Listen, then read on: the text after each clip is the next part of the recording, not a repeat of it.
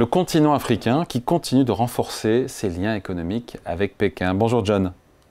Bonjour David. John Plassard, responsable de la stratégie d'investissement de la Banque Cité Gestion. La Chine, c'est le premier investisseur étranger en Afrique. Quelles sont les motivations, les objectifs stratégiques derrière ces investissements et qu'est-ce qui pousse la Chine à investir autant en Afrique? Alors, c'est une très bonne question. C'est en fait une stratégie qui date pas d'hier. Ça a commencé dans les années 2000. C'est une stratégie évidemment économique, structurée, qui est basée sur le commerce, sur les investissements directs, sur les très grands projets d'infrastructure. Donc, on voit qu'il y a eu un développement absolument massif. Qui a aussi été alimenté par évidemment la capacité chinoise à offrir des financements extrêmement rapides aux pays africains. Alors il y a plusieurs motivations. Vous avez la fameuse route de la soie, vous savez, qui passe par l'Afrique, et puis aussi de se dire pour les Chinois que eh bien l'Afrique, qui a été un peu oubliée, voire totalement oubliée par les Américains et un peu moins oubliée par les Européens, eh bien offre plusieurs choses, et notamment des ressources naturelles qui sont absolument incroyables. Et résultat des courses, eh bien, vous avez 52 des 54 pays africains qui ont désormais plus d'échanges commerciaux avec la Chine qu'avec les États-Unis. 52 des 54 pays africains. C'est absolument incroyable et c'est je le disais avant, il y a 25 ans que ça a commencé. Ça paraît lointain, mais ça paraît aussi très court parce qu'il y a 25 ans, bien évidemment, c'était les Américains qui avaient plus d'investissements en Afrique que les Chinois, mais il y a eu vraiment une focalisation sur ce continent de la part des Chinois. Et concrètement, comment se matérialisent ces investissements chinois en Afrique ?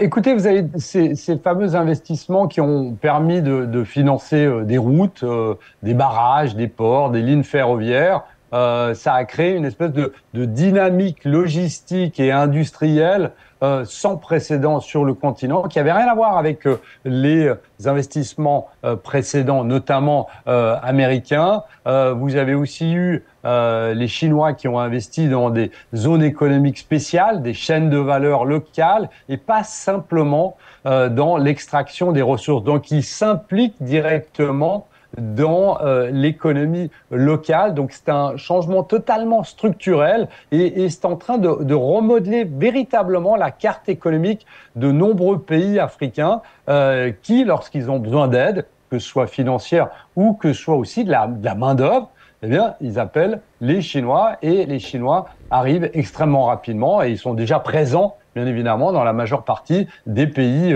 africains. Donc, tous ces investissements quelque part bénéficie réellement, j'ai envie de dire, aux populations locales, que ce soit en termes d'emploi, de compétences, de formation?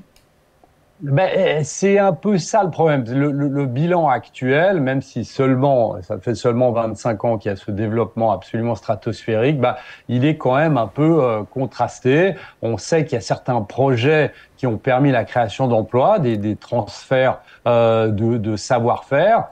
Mais vous avez beaucoup de projets aussi qui restent sous-traités à des entreprises chinoises. C'est ce que je disais avant. Lorsque les Africains ne peuvent peut-être pas le faire, ils appellent les Chinois et les Chinois arrivent avec leur main-d'œuvre. Donc, on a une formation locale qui reste quand même assez marginale et on a cette empreinte technologique chinoise qui domine. Donc, c'est-à-dire que c'est pas réellement un transfert de valeur, c'est une création de valeur, mais la majeure partie pour la Chine. Et donc, c'est ce avec pour objectif ultime pour la Chine, de quoi? Alors, l'objectif, il est de plusieurs. Il y a plusieurs choses. Déjà, c'est de pouvoir utiliser. Alors, le mot est très certainement trop fort, mais utiliser l'Afrique pour la poursuite de la route de la soie, donc la nouvelle route de la soie, qui va étendre la puissance chinoise et leur permettre d'être la première économie mondiale en 2040, voire en 2050. Ça, c'est la première des choses. La deuxième chose, on en parlait avant, c'est sécuriser l'accès aux matières premières, qui est très, très important. on a leur influence géopolitique qui n'a jamais été aussi importante. Et puis aussi, pourquoi pas, développer de nouveaux débouchés pour des entreprises chinoises. Et ça, c'est très important parce que on est d'un côté sur la géopolitique et de l'autre côté sur des intérêts économiques absolument incroyables. Pour les économies africaines, est-ce plutôt, on va dire quoi, une dépendance ou une opportunité?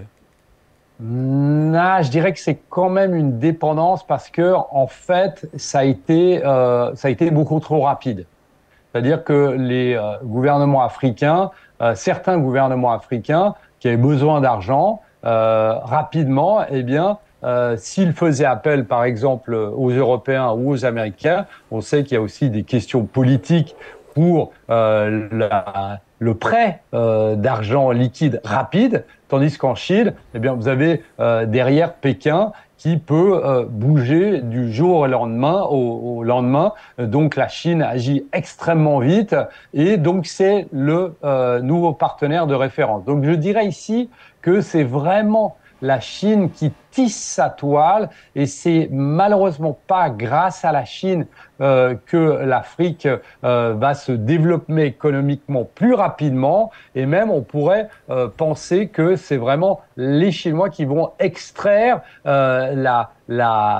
le fondamental économique de l'Afrique sans qu'elle le sache ou elle le voit parce qu'elle a aujourd'hui une telle dépendance financière et au niveau de la dette aux Chinois que ça devient extrêmement compliqué.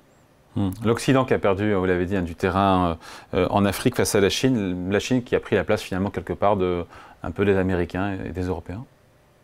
Oui, vous savez, quand vous regardez avec les gouvernements africains notamment, ils estiment que les entreprises chinoises sont plus compétitives, en tout cas perçues comme plus compétitives. Elles ont des coûts faibles, financement d'État et délai de réalisation extrêmement courts. Donc, il y a, je dirais, une tolérance au risque de la part des Africains et surtout des Chinois parce que vous avez Pékin derrière.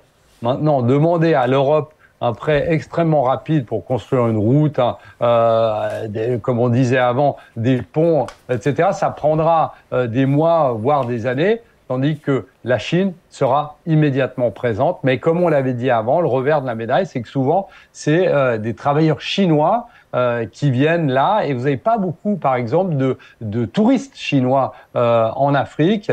Vous avez des gens qui prennent la moelle, d'une certaine manière, de l'Afrique et l'extrait pour l'économie chinoise.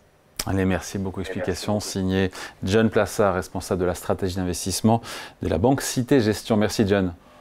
Merci David.